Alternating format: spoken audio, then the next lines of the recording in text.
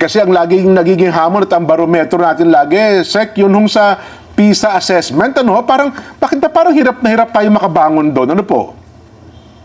Yes, kasi sa totoo, Kuya Jen, pinagtininan po natin yung curriculum natin nung pagka-introduce ng K-12. Opo. At nakita po natin sa curriculum natin, talagang na-congest po talaga yung curriculum. Napakaraming subjects, napakaraming competencies. Yan po ang totoo.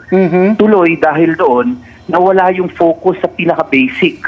Yung reading comprehension, yung marunong magbasa at naintindihan yung binabasa, grade level appropriate, at math, grade level ready. Opo. Kasi kung wala yung dalawang basic na ito, di ba habang umaakit ko yung level mo, mas nagiging complicated yung binabasa mo, dapat maintindihan mo.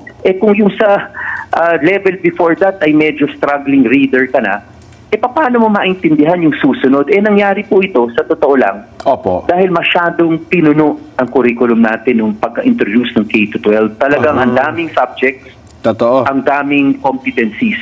Sa ito, kung maalala nyo, bago yung matatag curriculum, sa grades 1 to 3, pagdating mo pagtapak po ng grade 3 ng isang estudyante, more or less 8 or 9 subjects na siya.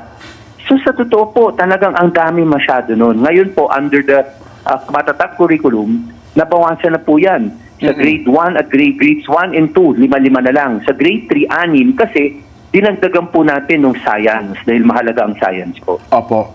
Ayun.